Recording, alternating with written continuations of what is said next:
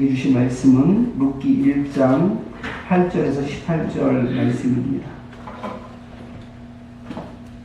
8절에서 18절 말씀을 한 절씩 교독하겠습니다. 나오미가 두 며느리에게 이르되 너희는 각기 너희 어머니의 집으로 돌아가라. 너희가 죽은 자들과 나를 선대한 것 같이 여호와께서 너희를 선대하시기를 원하며 여호와께서 너희에게 허락하사 각기 남편의 집에서 위로를 받게 하시기를 원하노라 하고 그들에게 입맞춤에 그들이 소리를 높여 울며 나오미에게 이르되 아니니이다. 우리는 어머니와 함께 어머니의 백성에게로 돌아가겠나이다 하는지라. 나오미가 이르되 내 딸들아 돌아가라. 너희가 어찌 나와 함께 가느냐. 내 태중에 너희의 남편들 아들들이 아직 있느냐.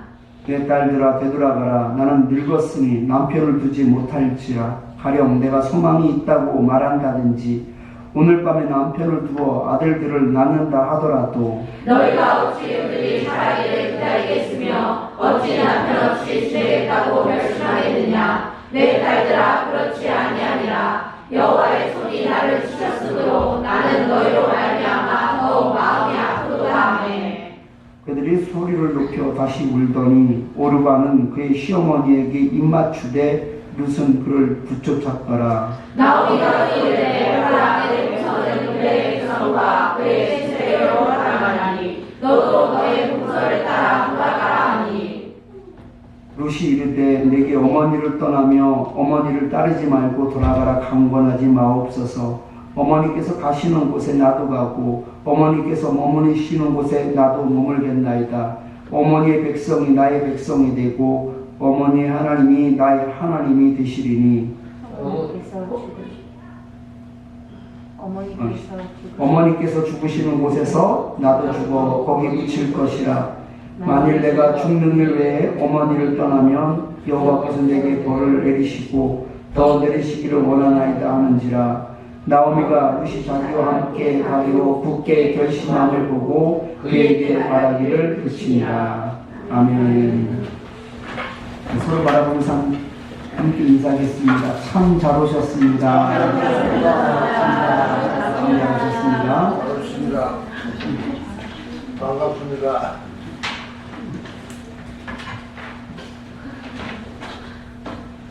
분명한 정체성이라는 말씀의 제목을 가지고 함께 은혜를 나누겠습니다. 우리나라 제외 동포가 가장 많이 거주하는 국가가 바로 미국입니다. 현재 약 260만 명 이상의 동포가 살고 있습니다. 문제는 그곳에서 태어나서 자란 제외 동포 2세, 3세 동포들이라고 할 수 있죠. 외모는 전형적인 아시아인이지만 사고방식과 행동은 미국인에 가깝기 때문입니다. 한국인들은 그런 저들을 한국말을 못하기 때문에 한국 사람이라고 여기지 않습니다.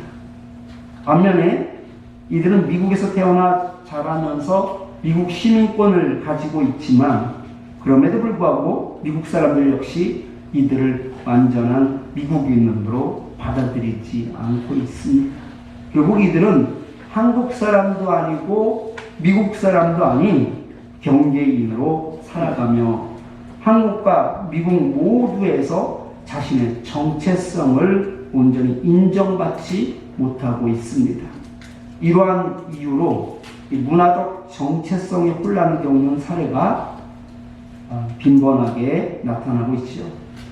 예전에 국제 결혼을 해서 알콩달콩 살아가는 그 모습을 유튜브로 이렇게 올리는 그런 부부가 있었습니다. 러시아 여성과 한국 남자가 그 주인공인데 한 번은 귀화 시험에 도전을 해서 이 러시아 여자가 합격을 한 겁니다. 이제 나는 대한민국 사람이 되었다고 하면서 얼마나 기뻐하는지 모릅니다. 얼마 후 남편과 이런 저런 대화를 하다가 남편이 그냥 아무 생각 없이 너희 나라 있잖아 이렇게 이야기를 하는 거예요. 그랬더니 여자가 갑자기 정색을 합니다. 나는 이제 대한민국 사람이라고 여기 주민등록증도 다 있는데 너희 나라라니 그러면서 서운해하는 거예요. 러시아 여성은 귀화를 통해 법적으로도 대한민국 국민이 되었고 스스로 또 한국 사회의 일원이라고 여기고 있는데, 남편의 표현은 자신의 정체성과 소속감을 완전히 부정하는 듯한 발언이었기 때문입니다. 그런데 오늘 본문은 명확한 정체성과 소속감을 가지고 살아간 모압 여자 룻의 이야기입니다. 룻의 고백과 자신감이 여러분들에게 도전이 될 수 있기를 축원합니다. 먼저 룻의 배경을 간략히 살펴보겠습니다.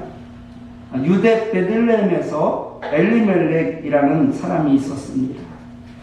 가나안 지역에 큰 흉년이 들자 이 엘리멜렉이 그 아내와 자식들을 데리고 모압 땅으로 이주를 하게 됩니다. 모압에서 한 10년 정도 살게 되는데요. 그동안에 많은 일들을 겪게 됩니다. 먼저 10년 동안 사는 동안에 엘리멜렉이 먼저 세상을 떠났습니다. 그리고 두 아들이 이후에 모압 여자와 결혼을 하여 살았지만 자식을 보지 못한 채 두 아들마저 모압에서 죽고 말았습니다.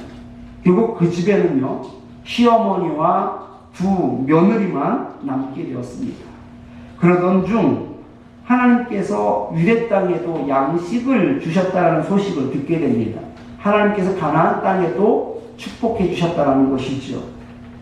그리고 나오미는 다시 베들레헴으로 돌아가기로 결심합니다. 모압 땅에서 너무나 큰 아픔과 고통을 겪었기 때문에 그 땅이 또한 지긋지긋했을 겁니다. 처음에는 두 며느리와 함께 돌아가려고 했지만 이것이 자신의 욕심이다라는 것을 깨닫게 됩니다. 그리고 두 며느리의 미래를 위해서 친정으로 돌려보내기로 마음을 먹게 되죠. 본문 9절은 나오미가 두 며느리에게 당부하는 말입니다. 같이 한번 읽어보겠습니다. 여호와께서 너희에게 허락하사 각기 남편의 집에서 위로를 받게 하시기를 원하노라 하고 그들에게 입맞춤에 그들이 소리를 펴오며, 나오미는 며느리들에게 재혼을 통해서 좋은 남편을 만나기를 바라는 마음으로 친정으로 지금 돌아가라고 권하는 것입니다. 시어머니의 강권에 이 둘째 며느리인 오르바는 결국 친정으로 돌아갔지만 룻은 돌아갈 생각이 조금도 없었습니다. 본문 14절 말씀을 같이 한번 읽어보겠습니다. 그들이 소리를 높여 다시 울더니 오르바는 그의 시어머니에게 입맞추되 룻은 그를 붙여쳤더라. 아멘. 이 붙쫓았다라는 말은요, 굳게 결합하다, 붙들고 늘어지다라는 뜻입니다. 때려야 뗄 수 없는 아주 친밀한 관계를 표현하는 말이 붙쫓다라는 말입니다. 룻이 시어머니를 붙쫓다라는 것은요, 결코 헤어지지 않겠다라고 말하는 어떤 강한 의지의 표현입니다.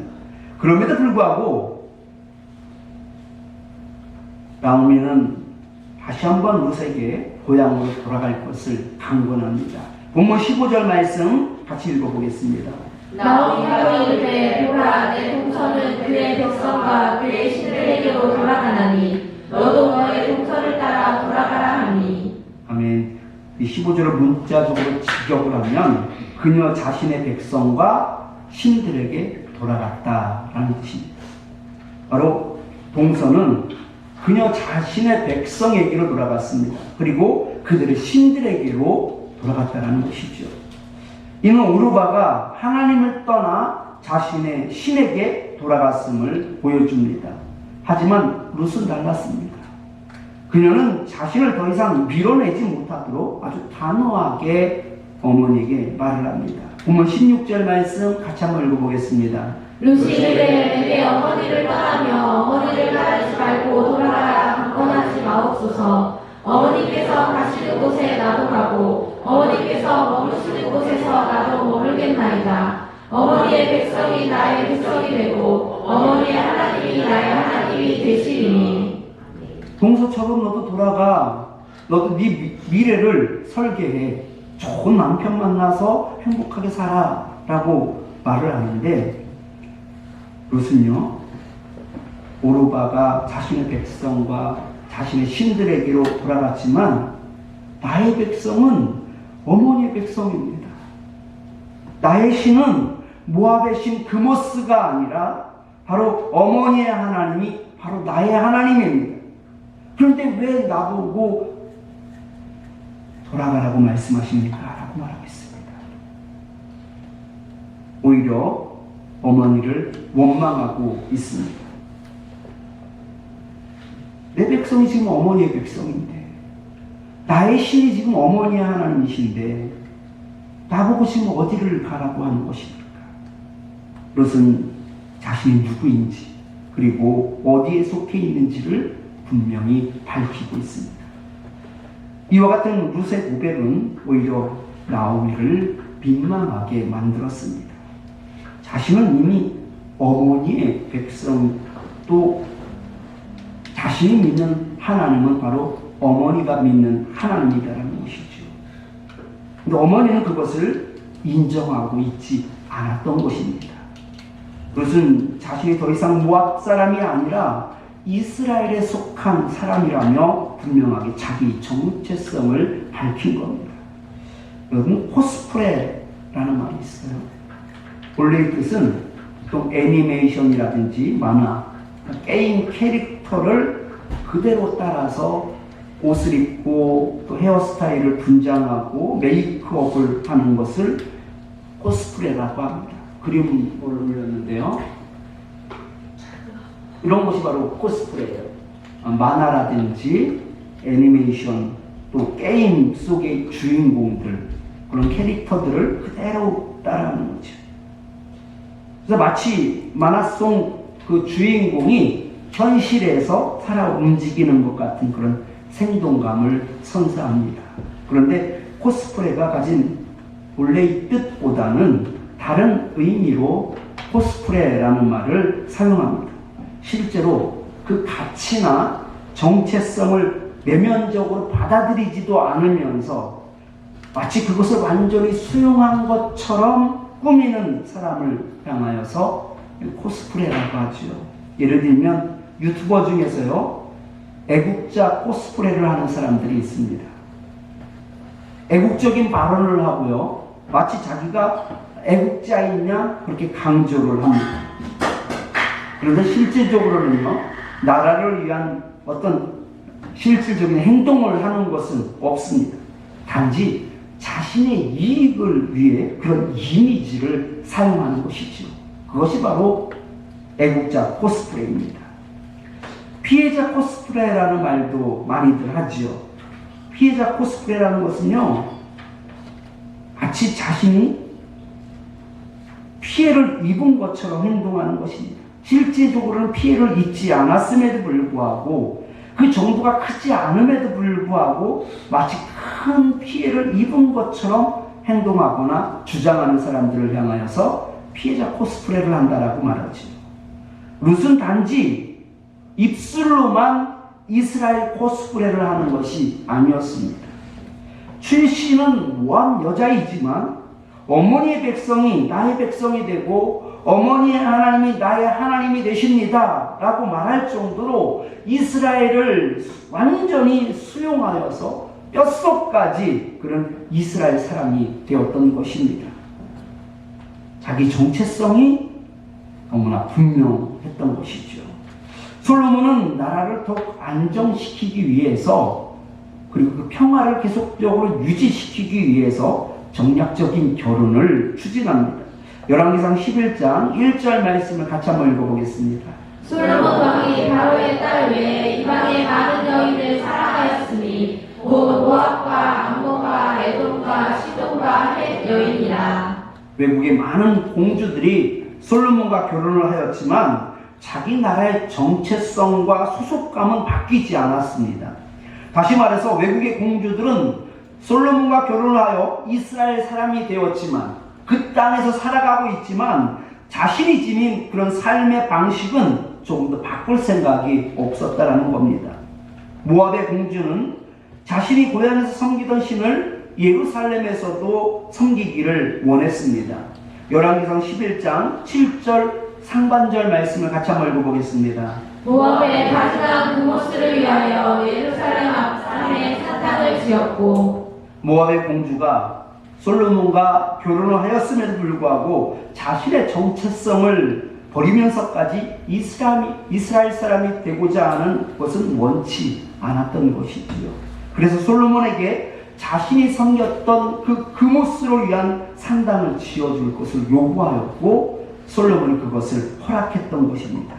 그런데 룻은 확실히 다릅니다. 룻은 모압 출신으로 본래 모압의 신인 금오스를 섬기던 그런 문화적 배경을 가지고 있었습니다. 그런데 이스라엘의 하나님을 자신의 하나님으로 받아들임으로써 자신의 삶과 신앙의 중심을 완전히 바꾸는 선택을 했던 겁니다. 예전에 TV에서 정확하게 기억에 나진 않지만 케냐의 어떤 귀족 출신의 여자가 한국 남자와 결혼하여서 화제가 되어 방송에 나온 적이 있습니다. 아주 집안 내력이 어마무시합니다.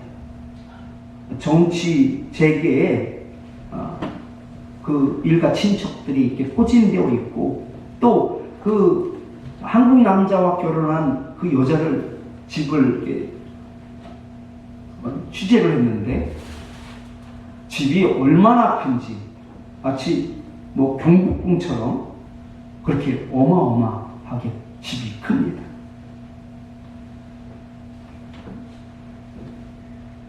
그 여자가 한국 남자와 결혼해서 한국에서 아이도 낳고 또 한국에서 직장도 다니는데 아주 좋은 직장에 다니면서 연봉도 상당히 높은 커리어 우먼입니다. 그런데 중요한 것은요, 놀라운 것은 아이도 낳고 키우고 직장 생활을 하는데 한국에서 한국말을 전혀 못합니다. 그 집안에서 영어로 남편과 대화를 합니다. 자식도 영어로 소통을 하고요. 그러니까 시어머니가 답답해서 시어머니가 영어를 배우기 시작합니다. 며느리와 소통하기 위해서. 제가 보기에는 아주 화려한 이력과 또 출신 때문에 그것이 화제가 되어서 텔레비전에 방영이 되기는 하였지만 보기에 그렇게 좋지가 않았어요. 제가 보기에는요, 그 여자는 한국에 대한 애정도 관심도 없는 사람처럼 보였습니다. 한국 사람이 되고 싶은 마음도 없고 한국인의 마음을 얻고 싶은 마음도 없어 보였습니다. 단지 사랑하는 남편이 한국 사람일 뿐인 것이지요. 룻은 단순히 시어머니의 가족이 된다는 의미가 아닙니다. 어머니의 백성이 나의 백성이 되고 어머니의 하나님이 나의 하나님이 되십니다 라고 말하는 것은 자신의 민족과 신앙적 배경을 뛰어넘어서 이스라엘 백성과 하나님을 자신의 새로운 그런 신으로 지금 받아들인다라는 것을 의미합니다. 나의 국적은 나오미의 백성과 같다는 뜻이고 이제부터는 나도 이스라엘의 공동체의 일원이 되었다라고 말하는 것입니다. 룻은 완벽할 정도로 누구나 하나님을 믿는 이스라엘 백성 중에 하나가 되었습니다. 이보다 더 명확한 정체성은 없습니다. 그러나 하나님의 백성이 되어 하나님을 섬긴다라는 것은 절대로 쉬운 과제가 아닙니다. 이스라엘이라는 이런 분명한 정체성을 가지기 위해서는 과거에 몸담았던 모든 사고와 모압의 습관과 그 모든 신앙을 버려버릴 때만이 가능합니다. 다시 말해서 모압으로부터 연결된 모든 것을 끊어내지 않으면 단순히 구에 지나지 않습니다. 여러분은 하나님만을 섬기는 영적 이스라엘이라는 분명한 정체성을 가지고 있습니까? 그렇다면 과거에서부터 지켜왔던 그 연결고리들을 끊어내야 합니다. 과거의 것을 여전히 붙잡고 있다면 나는 나오미의 백성이 될 수 없고 나오미의 하나님이 나의 하나님이 될 수 없습니다. 룻이 모압의 신 금오스를 끊어내고 여호와 하나님을 섬긴 것처럼 우리 각자에게도 하나님과 온전한 관계를 가로막고 있는 금오스 신을 정리해야 합니다. 여러분은 여전히 버리지 못하여 붙잡고 사는 금오스신이 있습니까? 그중 첫 번째는 바로 물질적 가치의 노예 상태에 있다는 것입니다. 만약 우리가 하나님을 믿는다고 고백하면서도 그 믿음에 따른 분명한 정체성이 드러나지 않고 있다면 이는 옛날부터 의지해 왔던 물질적 가치를 아직도 끊어내지 못하고 있기 때문이다라는 것이죠. 21세기에 사는 우리는 더 이상 우상을 조각하여 섬기지는 않습니다. 그러나 이방신보다 더 무서운 돈과 성공과 명예와 같은 물질적 가치들을 섬기고 있습니다. 이것이 무섭다고 하는 이유는요, 이러한 것이 바로 우상을 섬기는 것인데도 불구하고 나는 하나님만을 섬기고 있다라고 착각하게 만들기 때문입니다. 진짜로 잘 믿고 있는 줄 압니다. 그래서 문제를 찾아낼 수도 없고 돌이킬 수도 없습니다. 끊어내야 하지만 끊어낼 수 없게 되는 것이지요. 물질적이고 세속적인 가치가 우리를 행복해 하고 또 우리에게 만족을 줄 것이라고 믿는 한 우리가 모압을 떠나 베들레헴으로 간다고 할지라도 그것은 코스프레가 될 뿐인 것입니다. 물론 아무것도 정리하지 않고 베들레헴으로 갈 수는 있습니다. 유대 땅에서도 자신을 믿던 그 모습을 그대로 믿을 수도 있습니다. 그러나 나오미의 며느리는 될 수 있어도 이스라엘 공동체의 소속이 될 수는 없습니다. 선민이 될 수는 없는 것이죠. 두 번째로 우리에게 금오스신이란 의지할 수 있는 사람입니다. 모압 땅에 있는 본토 친척 아버지의 집을 정리하지 않고는 하나님이 선택한 백성이라는 분명한 정체성을 우리는 가질 수 없습니다. 하나님을 따르는데 방해가 되는 세속적인 사람들을 끊어내야 합니다. 사람들과 어울리고 그 사람들로부터 즐거움을 찾고 그 사람들로 인하여서 용기를 가지게 된다면 절대로 모압을 떠나 베들레헴으로 갈 수 없습니다. 우리 동서를 보십시오. 자신의 백성에게로 돌아갔다라고 말합니다. 자신의 신들에게로 돌아갔다고 말하고 있습니다. 하나님께서 아브라함을 부르실 때 너는 너의 고향과 친척과 아버지의 집을 떠나 내가 내게 보여줄 땅으로 가라라고 말씀하신 이유가 있습니다. 더 이상 사람을 의지하지 말라는 것입니다. 이것은 단순히 물리적 이동만을 의미하는 것이 아닙니다. 하나님을 섬기는 데 방해가 되는 모든 사람들과의 관계를 끊어내라는 뜻입니다. 하나님께서는 아브라함에게 선택받은 백성이라는 새로운 정체성을 심어주기 위해서 그의 고향과 친척과 아버지의 집에서 떠날 것을 명령하셨습니다. 오늘날 우리도 마찬가지입니다. 분명한 하나님의 백성이라는 정체성을 가지고 살기 위해서는 하나님과의 관계를 방해하는 모든 것들을 끊어내야 합니다. 사람을 의지하고 있습니까? 그 사람을 끊어낼 수 있어야지 됩니다. 사람에게서 즐거움을 찾으려고 하지 마십시오. 그들에게 빼앗긴 시선을 다시금 하나님께 돌릴 수 있기를 축원합니다. 아멘. 세 번째로 우리에게 금오스신은 바로 영적 무관심입니다. 하나님을 믿는다는 분명한 정체성은 바로 영적인 관심을 통해서 드러납니다. 만일 룻이 이스라엘과 하나님에 대한 관심과 애정이 없었다면 그녀는 결코 모압을 떠날 수 없었을 겁니다. 앞서 말씀드린 이 케냐의 귀족 출신의 여성이 한국에서 결혼을 하고 거기에서 아이도 낳고 직장 생활을 하지만 한국어를 배우지 못한 이유는 결국 대한민국이라는 나라에 대한 애정이나 관심이 없기 때문인 것이죠. 관심이 없다면 한국어를 배울 필요가 없습니다. 영어로도 충분하다라고 생각한다면 굳이 한국어는 필요가 없는 것이지요. 룻도 마찬가지입니다.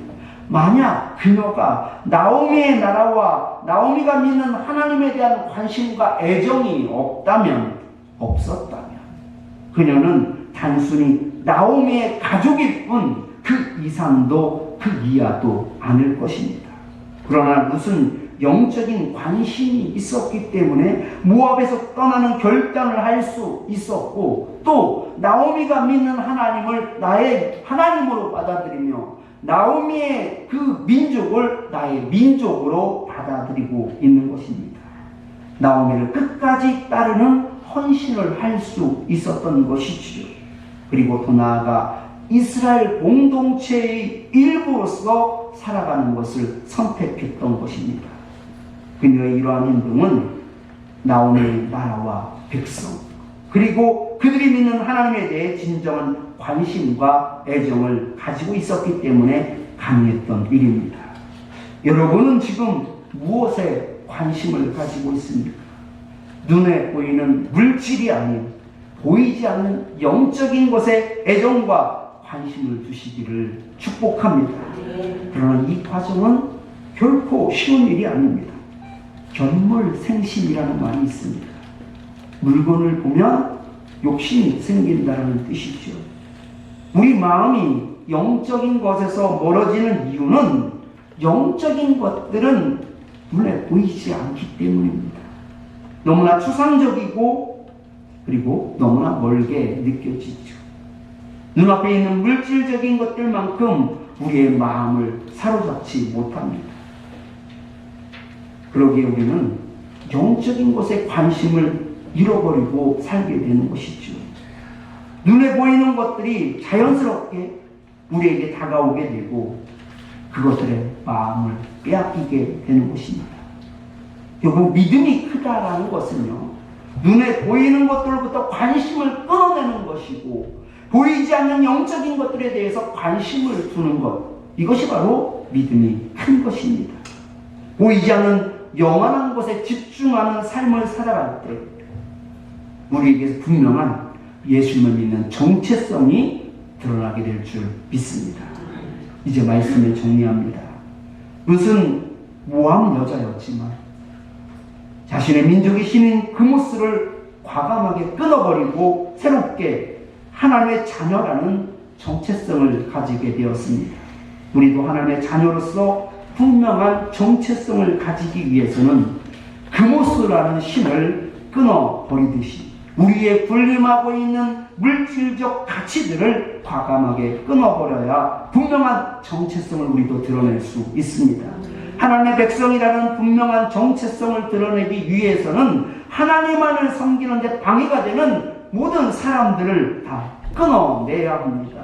하나님만을 의지하기 위해서는 우리도 본토, 친척, 아버지의 집을 떠날 수 있어야 합니다. 마지막으로 분명한 정체성을 가지고 살기 위해서는 영적인 것에 관심을 두고 영적인 것에 소망을 두어야 합니다. 그렇지 않으면 우리도 어느새 눈에 보이는 것들에 마음을 빼앗겨서 살고 있는 모습을 보게 될 것입니다. 영적인 것을 사모하고 영적인 것에 관심을 두고 살아갈 때 비로소 우리는 하나님의 백성이라고 하는 그런 분명한 정체성을 가지게 될 줄 믿습니다.